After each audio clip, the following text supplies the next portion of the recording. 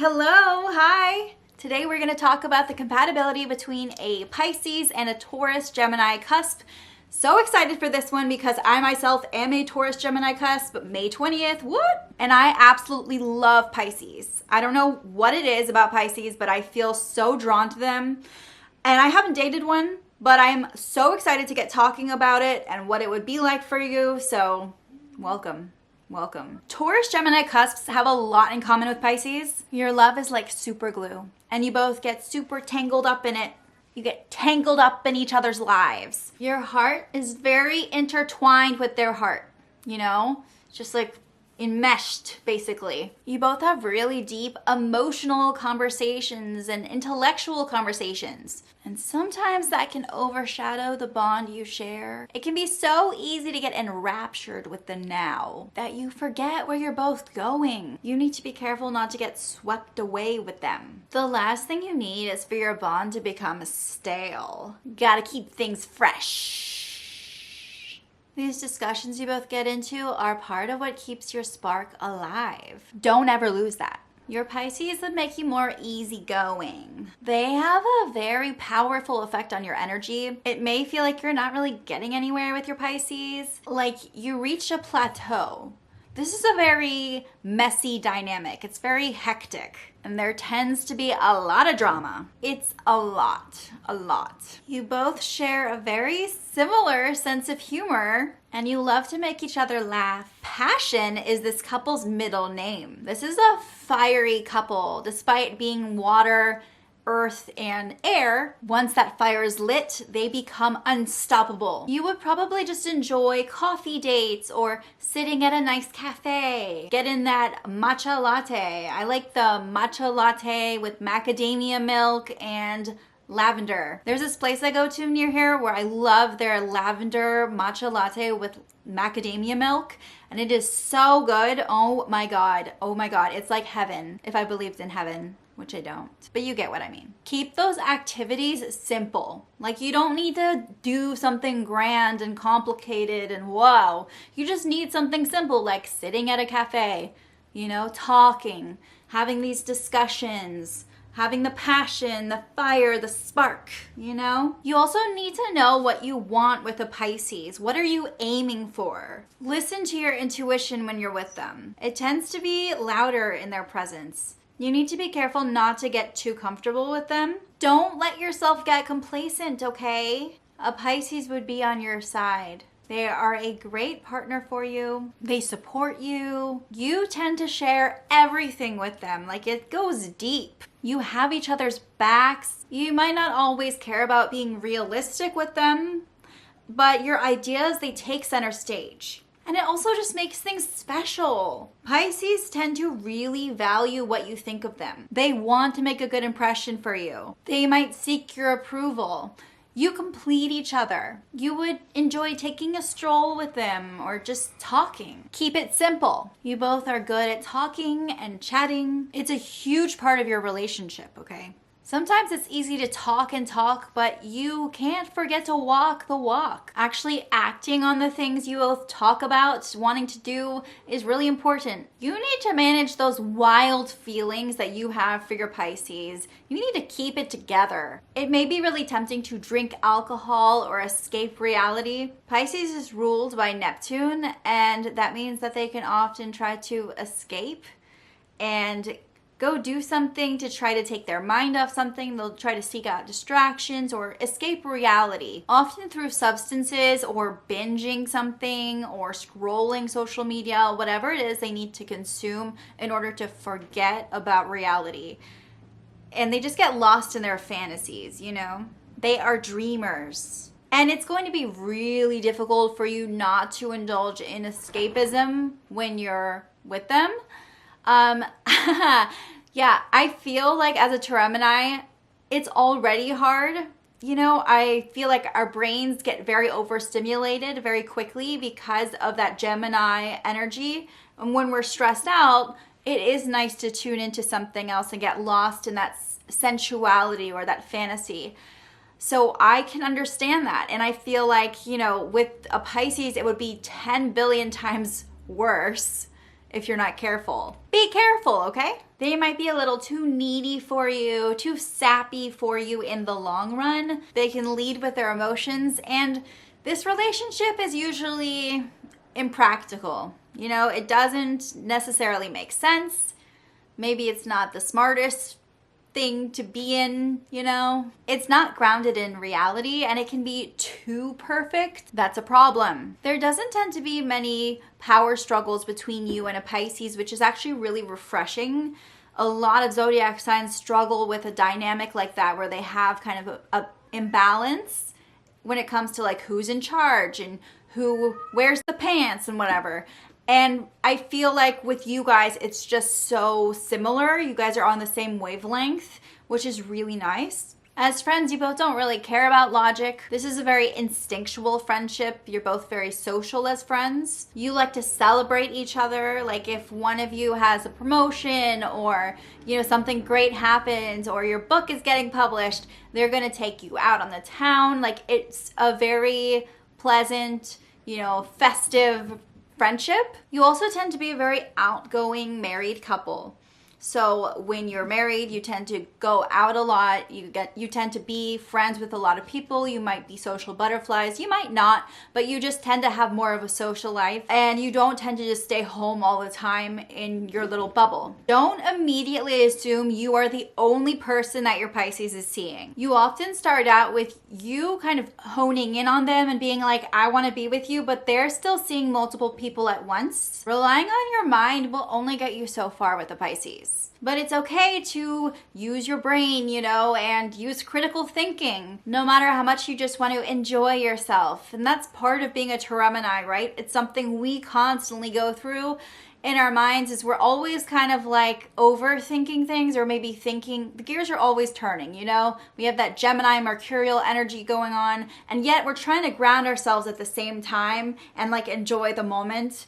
And I just feel like that is a really common thing for Tauruses to deal with. And I feel like you're going to be really tempted to just want to relax and like be pulled in. But don't forget to use your brain cells.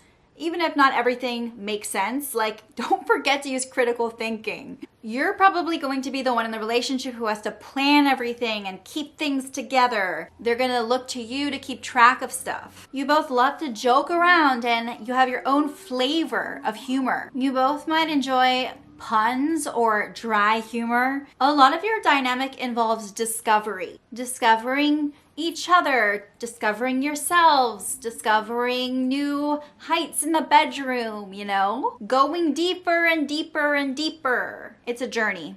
You tend to be a very hospitable couple. The sexual attraction may be lacking for this couple, which can make it difficult for long-term commitments. Your minds are attracted to each other, but your bodies can take some time to catch up. You both enjoy learning by experiencing things together, immersing yourself in these things, as opposed to just hearing about them, which can make your friendship so interesting. You both love to host dinner parties. You have your friends over. As friends, you both might bond over a love for art. Don't forget your to-do list when you date a Pisces. It's so easy to forget all about your other commitments that they just pile up. Don't neglect the rest of your life while you date a Pisces. Both you and your Pisces tend to be empaths, and this allows you to get very close very, very quickly.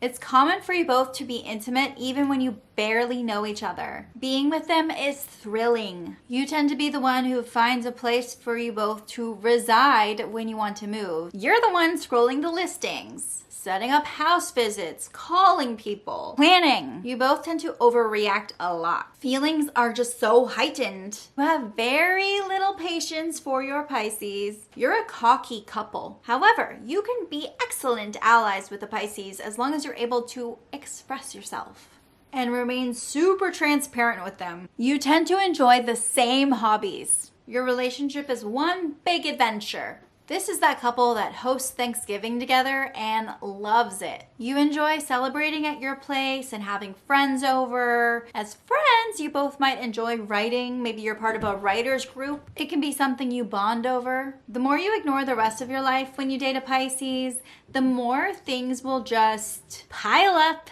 and come crashing down later. And that is one of the reasons this couple doesn't tend to last. Both you and a Pisces tend to be the kind of sign that ends up with people that are opposites of you, that complete you, as opposed to people who are just like you.